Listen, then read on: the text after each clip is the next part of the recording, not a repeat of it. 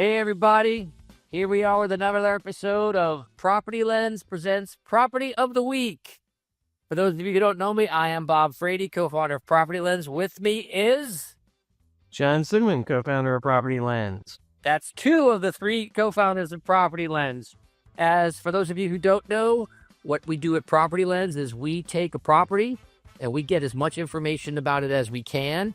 We run it through a whole bunch of AI and a whole bunch of data rules to say, here's the things that you should be looking out for in the property that you're thinking about buying. Guess what we have, John Sigmund? What do we have, Bob? We have a guest. Holy cow. We're growing up. We're getting guests now. This is crazy. It's crazy talk getting guests. With us is the warm and wonderful Tim Christ. Tim, why don't you give us a little intro on yourself? Thanks, Bob. Tim Christ, been in the insurance claims business now for 25 years.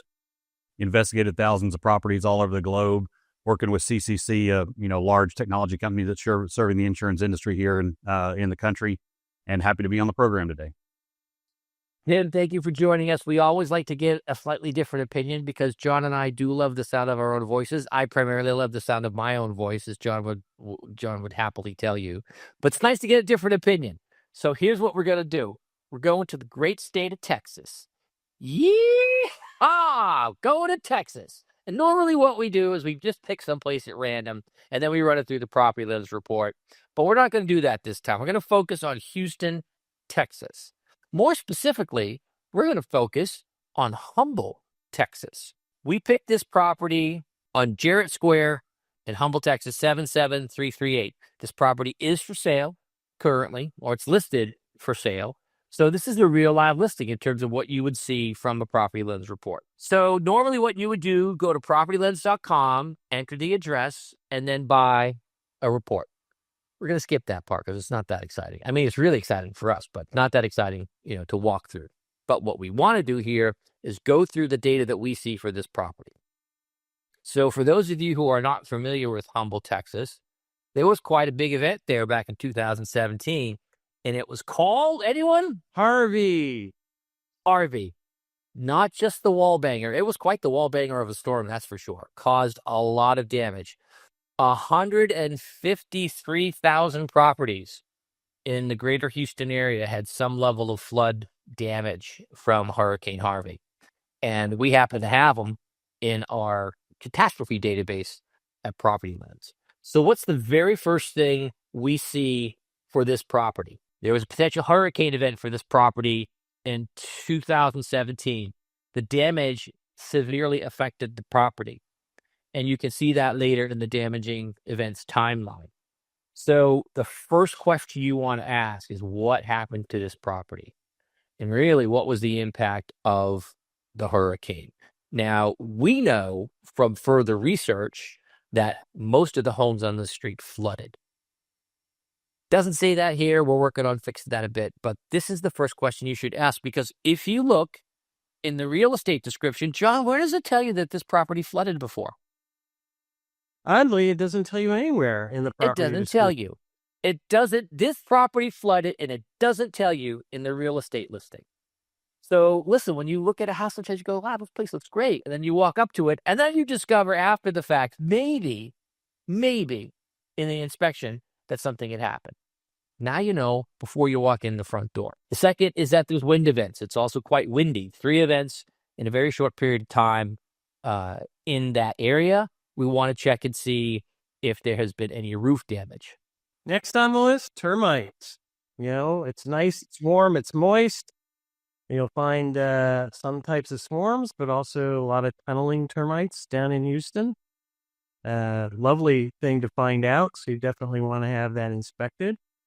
On the plus side, though, the roof looks like it's in good shape. So it looks like this roof was replaced. So what you want to ask 2 things in this situation. The first is regarding termites. Ask if the property has had a termite inspection. But the second is, have any of the neighbors had their houses tented recently? Because termites they move. They don't like getting gassed, so they move down the street to the next available house. And the second is to confirm that this roof was replaced because of the hurricane, in which case you want to go check to look for signs of mold, to look for signs of installation, make sure it's properly installed at the house. We also see this property has a high risk of experience a lightning strike. Is there a whole house surge protector on the electrical panel? When lightning hits, it doesn't just, and Tim, Tim, why don't you tell me what happens when lightning hits a house? Well, I mean, the question really becomes, is it a direct hit from the lightning strike, or does it hit nearby, and does the radiant energy penetrate through the ground and then come up through the, electrical wiring in the house and then cause damage to the, different appliances or whatever else? And so obviously if it directly hits a house, typically there's a fairly sizable hole in the roof or wherever where it comes in, scorching patterns, etc. If it's an indirect hit, then like I said, it'll create that surge and it'll come in through the electrical system. A lot of your low voltage appliances like TVs will sometimes be damaged, things of that nature. Some different appliances won't turn on if that happens. And then a lot of people will make claims that, hey, now my HVAC system doesn't work, or my water heater doesn't work, or all these other ancillary appliances around my house don't work anymore because of the lightning surge. And then you've got to have some evaluation to see if that's actually what caused the damage or not. What can homeowners do to protect themselves from that sort of a surge? I mean, you could obviously have lightning rods installed in the house. You can have surge protectors, like you mentioned, installed in the electrical panel. And so and then obviously you can have surge protectors on your individual appliances as well. You can have GFCIs, obviously, in your kitchen. Those kind of things help to combat that. Because you know what they say about Houston? It's electric. Okay, maybe they don't. Maybe that's just me. Okay. So we have some mold issues going on in this house, potentially. We're not saying this house had mold. We're saying that mold likes to live in this type of a house. It's warm and it's moist. So, hey, when you're running a claim, how is a mold check a standard part if there's water damage on the house, or is that something that you just sort of discover by accident? I mean, obviously the insurance policies have now specifically excluded mold for the last several years, right? In Texas specifically, we used to have an all-risk policy. Now we have a named peril policy as of 2003 because of all the mold claims we had down in South Texas back, 20 plus years ago. You will see, I mean, if you're walking around the house and you see water staining, sometimes you'll see water staining by itself. Sometimes you'll see water staining and actual mold growth right there together. Sometimes you'll open up like an HVAC closet, and because it's, nice and humid, there's nice cool air in there. You'll see mold growth along the walls or inside the ductwork of the HVAC unit itself. So you can see, like I said, you can see water staining, you can see mold growth together, you can see them by themselves.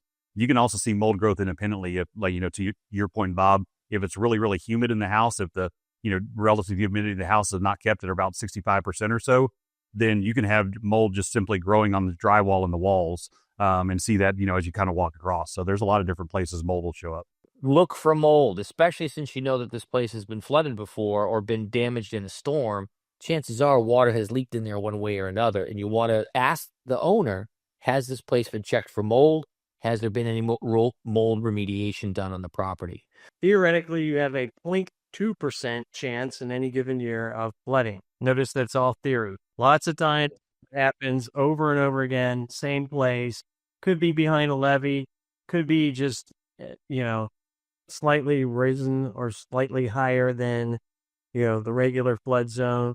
But FEMA does a good job, but they can't keep water from happening, and the water doesn't know where the lines are drawn. Yeah, water has no respect for FEMA's boundaries. It's boundaryless. Water needs better boundaries, but they're never going to get there. So do you have to have flood insurance for a place like this? No, unfortunately you don't, but you definitely should. And chances are it's a little bit less expensive than if you were inside the 100-year flood zone. It's not required for your mortgage if you have a mortgage on the property, but it is advisable, especially since an event has happened here before. And also, you're next to the airport. So one of the things that you want to be cognizant of, and George W. Bush Airport is just to the west of this property, is how loud is it? Do you have reinforced windows to keep the sound down? So try to get there when they're, like, a lot of times they'll have open houses around 11 or 1 o'clock in the afternoon when the flight times aren't so busy. But, come first thing in the morning, do you want to be woken up by jets flying around at 5:30 in the morning? Always a good question to ask. Okay, so now we see that this property is 51 years old. Here are some things you should ask. The condition of the sewer line is unreported, and it's just about the average life of a sewer line is 40 to 60, between 40 and 60 years. This is right in the middle at 51 years old. So you got to ask, when's the last time the pipes were inspected? Was there any root intrusion? Has the sewer line been replaced or lined? I will tell you a personal story. I sold a house one time and somebody asked this question. Nobody else asked the question. This one guy asked the question. I'm like, fine, we'll take a picture of it. And it's terracotta pipe. And of course, terracotta pipe with lots of pine trees around is going to break at some point. And so we go, and it was a long driveway, and the sewer line went right down the driveway. Halfway down the driveway, sewer line was cracked, roots sticking right through. He wanted a credit, or he wanted to repair it, but I gave him a credit. It's like, these are the kind of things you got to ask for before you fall in love with the house. One of the things I would do, I mean, personally, if I'm the homeowner, the guy maybe looking to buy this house, is I would actually run a plumbing test. So there's 3 different types of tests you can run on a home. One's called a static line test, where they basically pull a toilet off the floor. They fill up the entire below grade system with water, and they sit there and wait and see if it drops. So that tells you if any of these sewer systems have a crack anywhere in it. And so that's a great first test to tell you, to exactly your point, Bob, are there roots growing in somewhere? So that's a static line test. Then if there is a static line test drop, if you see that water drop, it means there's a crack somewhere.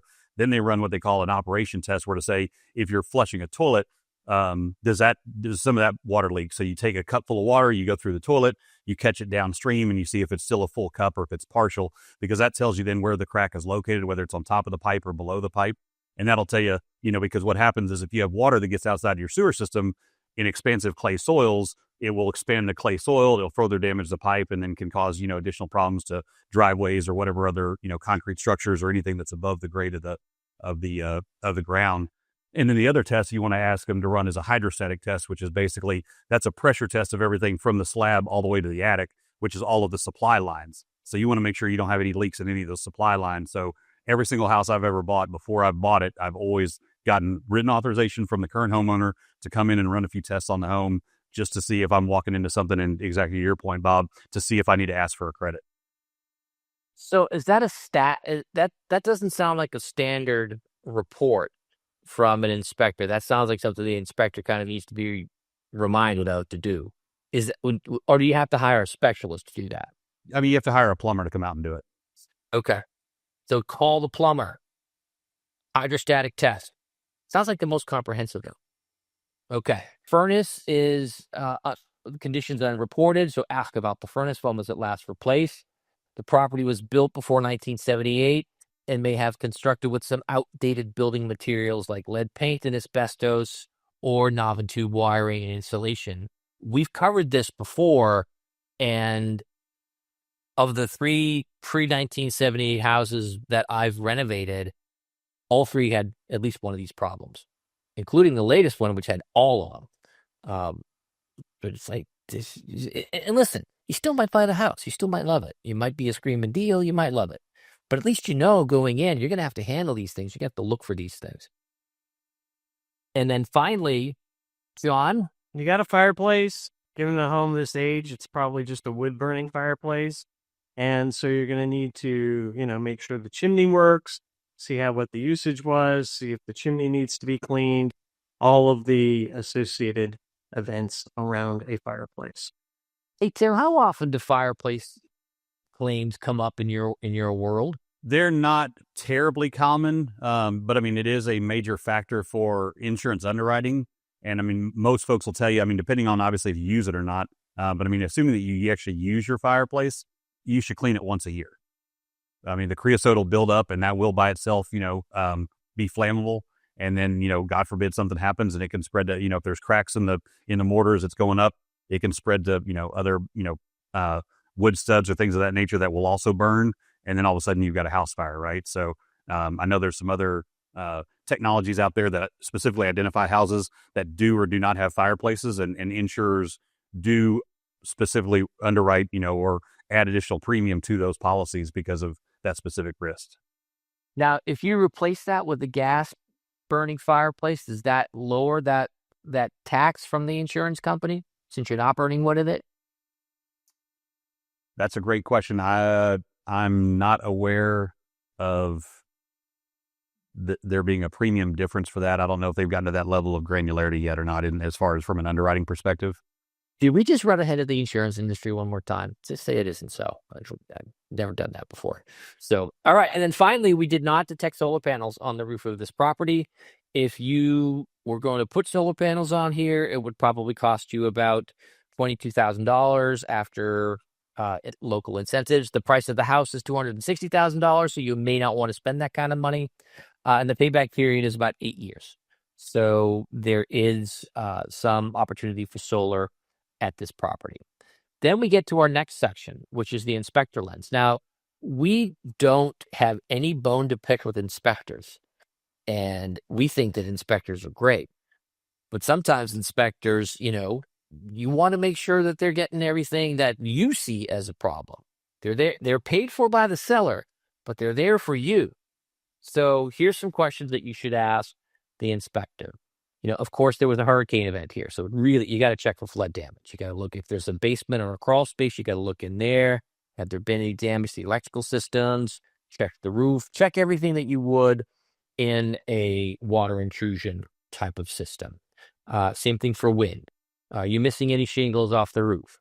Has the property do you see any signs of termite infestation? Do you need a specific termite inspection? And it may be, you hire an inspector and they go, yeah, you should probably have this tested, which means you get a second test. The property itself, you want your inspector to take a look in places that you don't want to go. So, things you don't want to go up on the roof, but somebody needs to make sure that the roof is in good shape. You don't want to go into the crawl space, but somebody needs to make sure. So you want that inspector to go all the places and ask all the questions from an inspection standpoint that you need to know the information about, but don't necessarily want to go into. You want to check for lightning damage. Are there any burn marks in the attic from maybe a previous fire that might have been caused by a direct hit? Is there any does it look like there's any mold issues? An experienced inspector will be able to spot those things quickly, as opposed to someone who maybe doesn't know what to look for. It's near an airport. It's in a flood zone. And it's an older property. So check. Here's all the things that the inspector should make sure that they double check to give you some peace of mind before you buy the house. And then finally, the insurance lens. Some of the factors that may affect the rate for insurance on this property. Well, when you look at it, it's in a known hurricane. It is in a 500-year flood zone. It's an older property. All of those things, as Tim pointed out, the fireplace is definitely going to, cost you a little bit more. But what's most interesting about this property is the replacement cost is almost double the list price. If you say, hey, I want to insure it for what you're paying for it, you're going to be on the short end should something bad happen to it again. They would say that that's the difference between actual cash value and replacement cost value. Yeah, it's replacement costs have gone through the roof in the last couple of years. And, with so many people putting money into their houses, it takes up labor.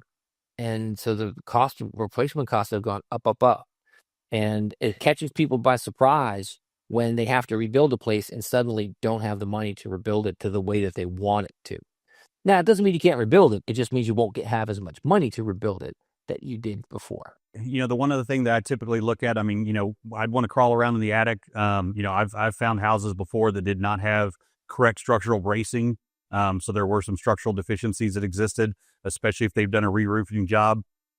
Again, we talked about a little bit earlier, if it was not installed very, very well, then there might be some concerns or issues there. You can walk around the entire house. You want to see if any doors stick or I always open up and close all the windows.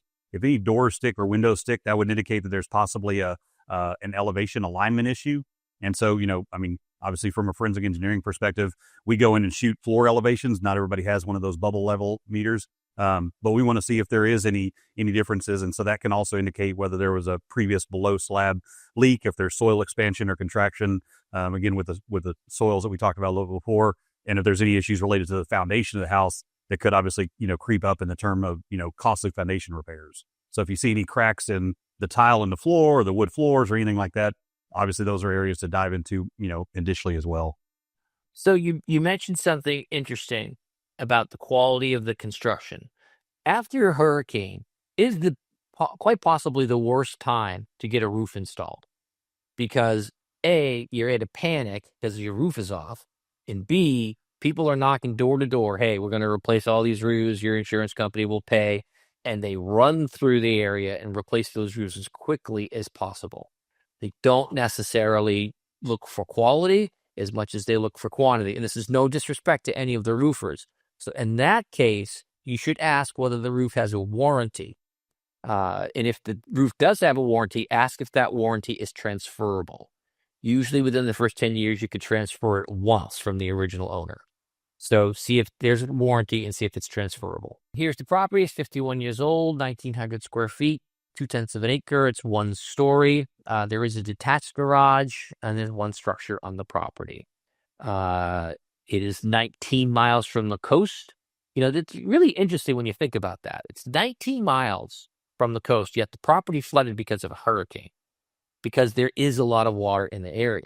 And just because you're far from the coast doesn't mean you're free from hurricane-driven flood risk, as this neighborhood has seen. Humble probably received, 30 to 50 inches of rain over the course of that period of time. And when you look at the map of this particular property, there's a drainage canal between the house and the Humble Elementary School, which is just across the way from it. And so, the entire water level of everything in that area, just that much rain saturated. There was nowhere for it to run. The Brazos River runs kind of further to the west there, but the Brazos River was already at its banks. And so what used to flow downhill to the different rivers, the rivers are now elevated with water. There's nowhere for the water to go. So that's why even that drainage canal that you see in the back of their property came up, overfilled its banks, and flooded, part of that subdivision. We've been doing flood stuff for a while, John and I have, and the argument we get all the time from people is, you don't know anything about my property. The water never goes there. And they say it in that tone of voice as well, which is really the most annoying part. And you're right. Hurricanes, especially hurricanes, there's two factors. The first is that water that would normally flow into the ocean now has nowhere to go. And then you take in a lot of precipitation and just dumping it on the ground. Harvey just stood there and spun for days, just filling up the land. And this all used to be swampland that was backfilled into housing. And so guess what? Swamps want to be swamps. They're swamps for a reason. And just because you build up 6 feet rather than 4 feet doesn't mean you're going to be free from the risk. So hurricanes plus tremendous downpours of rain can be very problematic for a property. And those little drainage canals that you see that you never think of, 99% of the time, all of a sudden become your enemy rather than your friend. According to real estate data, there is no basement on this property. Masonry and brick. Let's see. Most recently listed in September of 2023. Here's the description. Gorgeous and spacious, one story, brand new kitchen counter, brand new kitchen sink. I don't see any mention of a flood in there, John, do you? No, but interesting the mention of one story, because in our own surveys, 70% of people prefer a one-story house. Yeah, you know why? Because 70% of people are old and climbing the stairs is taxing. At least, Okay, so here's the deed history. Looks like it hasn't changed hands very much. It was sold in 18, listed in 23, and then listed again in September of 23. Property taxes have been fairly steady for this area the last couple of years. And then here's the pictures of the property. Roof condition. So here's what we do. Like, how old is the roof is a question that a lot of people want the answer to, but not many people can generate the answer to, because the answer is hidden. Sometimes it's in permit data. Sometimes it's in real estate data. Sometimes it's in satellite data. Sometimes it's not there at all. So you got to use a lot of technology to figure out exactly how old is this roof. So that's what we tell you. We tell you, in this case, the probable roof age is 7 years. And it's got 11 years left on its estimated roof life because there's a lot of weather in Houston, and that roof takes a beating. So what would normally be a 25-year roof in, say, Ohio, is really an 18-year roof in that part of Texas because of so much weather. It's a shingle roof, and the roof cost estimate, we give you the high side. We give you the high price, which is $16,000 to replace that roof. So again, you're buying a house, it's $260,000. You're looking at potentially $16,000 to replace the roof if you had to. In this case, it's probably fine, but that's what it would cost. So, Bob, you want to tell the listeners what the Christmas present they get for this particular house is, given that that roof is now 7 years old? What's that? You tell me.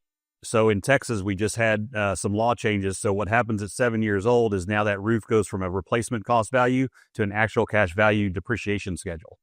Oh, so you can't just automatically say, give me the more expensive policy and buy into replacement costs? You can, but it automatically shifts to that ACV depreciated coverage. That has to be quite a surprise to a lot of people who get their roofs repaired. There's that surprise, and then also what just happened this year is 2% deductibles now on roofs are pretty standard. 2% on of the property value. Of the property value. So you figure this house is $260,000. So basically, yeah, you're going to say that the first $5,200 are on the homeowner before insurance kicks in to repair that roof. Wow. And I think the other, when you mentioned the detached garage a bit earlier, it sparked my brain. So typically under coverage B, they also cover detached structures, but a lot of times there's a sublimit in place for that, maybe like $20,000 on a particular policy. Obviously, that's probably, at least I'm assuming it's a fully finished garage. To replace that thing, that's probably in today's market, that's probably $60,000, $80,000 just in and of itself. So you need to make sure to have your agent bump up the limits for that specific coverage line item for that detached structure. Otherwise, if for some reason that garage goes up in flames, they're going to write you a check for $15,000 or $20,000, and you're going to have to pay $60,000 to replace it. You know what's kind of funny is, that's a good point. That's not funny. But what's kind of funny is at my house in Minnesota, the garage is actually built into the house, but I still have coverage B, even though I have no external structures. It's like, can you go to your insurance agent and say, get rid of that coverage for me because I don't have any external structures, or is it a good idea to keep it?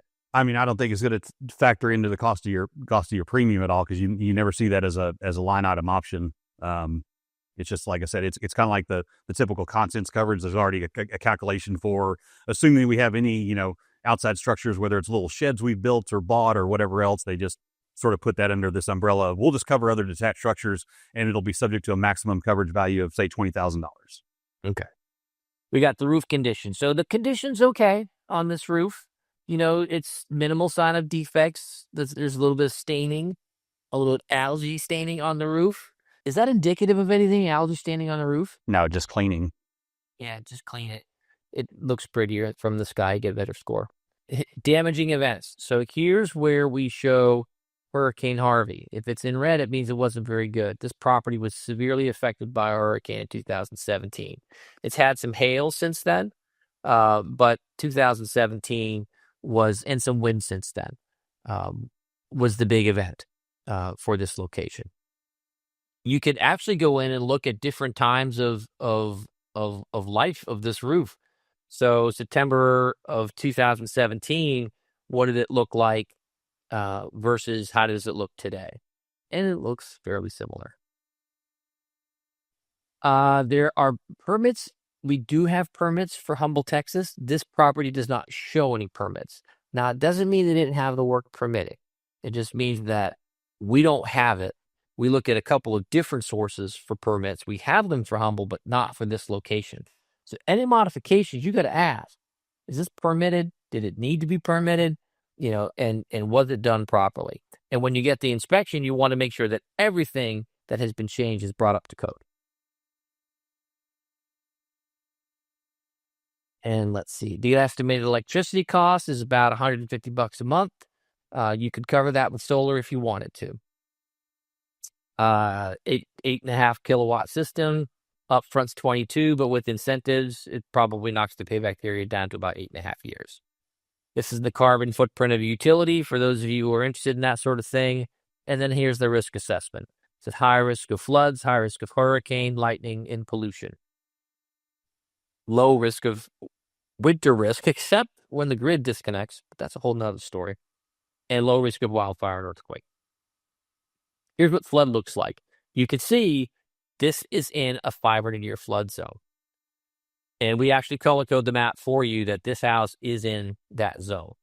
You are approximately 395 feet away, one football field plus a couple end zones for you Texas folks, and close to the 100-year flood zone. And your elevation difference is only 3 feet. So when you wonder how does this get flooded, it's not that far away and it's not that far above a flood zone. And then the weather that you're looking at is hurricane damage. So make sure that your roof is strapped down, because you don't need that thing get hurt. And then now we look at the traditional hurricanes in this area, mostly Cat 1, 2, and 3 since 1980. But a Cat 3 hurricane, that's no joke. You don't want to mess around with that. It's not in a drought. And then finally, we get through all the weather data. Got some risk of mold, risk of termites, which are both environmental pollutants, and then some airport noise around here as well. There's a power plant that's 90 miles away. It's pretty far. Storage tanks are pretty far away as well. We don't have any insurance claims for this location. Doesn't mean they don't have any. It just means that we don't have them. That's sort of the last thing that will flow into the report. Estimated insurance amount based upon filings is between $2,700 and $11,000. So you really want to make sure that you get an insurance quote on this property before you decide to make an offer on it, because you just never know how much that number is going to come up to. You don't want to get surprised at the closing by now knowing you have to pay an extra $1,000 a month for insurance. Let's see. Crime's pretty good in this area, relatively low crime. Low risk of sinkholes. And then finally, if you want to get an insurance quote, you can click here. Our friends from Progressive will give you a quote. We don't show claims. This crime's pretty good in this area. And then finally, as we get through this, we get to the property timeline. So you can see the last roof image that we have was 2 months ago. So urban areas get more frequent flyovers than rural areas. It's part of the way it is. But now you can see you can see the history of this property in a timeline format. And that, our friends, is a PropertyLens report.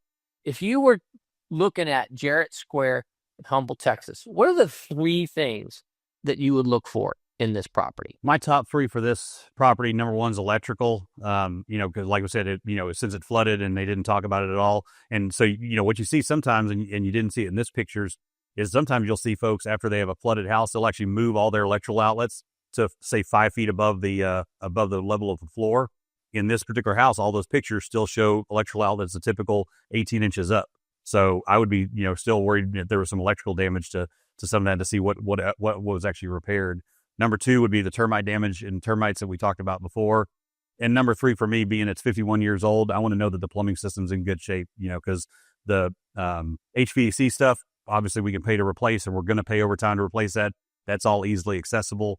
Plumbing, though, that's part of the bones of the house. And if we have a major plumbing event, that's going to be a serious concern. So those are my top 3: electrical, termite, and plumbing.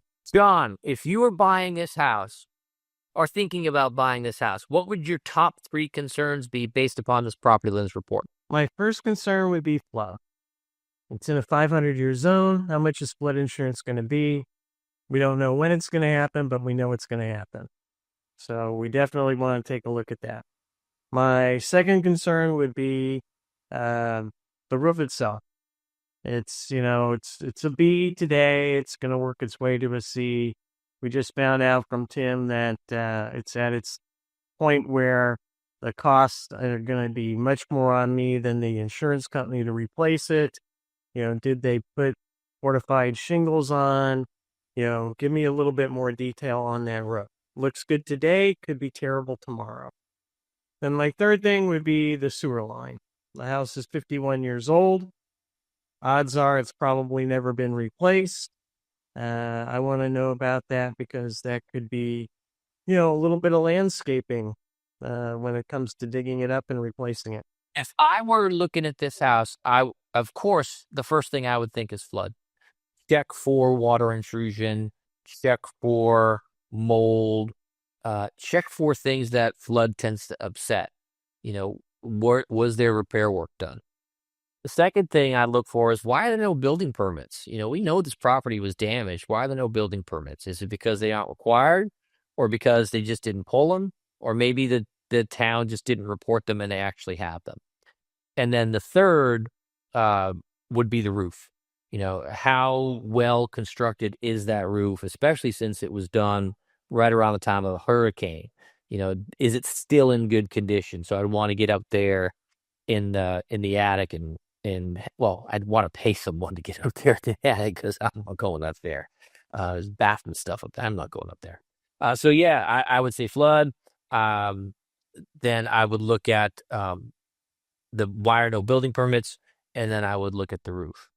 All right, gentlemen, that is our tour through Humble, Texas. And listen, we're not trying to pick on this property. We're just trying to show you what's out there. As a buyer, you're the one who has to live with that property. You're the one paying the mortgage on it. All the seller, all that good stuff, they want to turn that property. And there's nothing wrong with that. That's their job.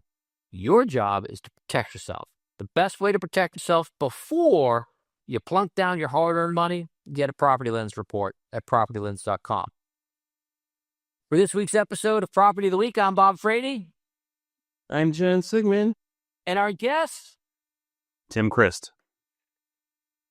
Thanks, everybody. See you next week.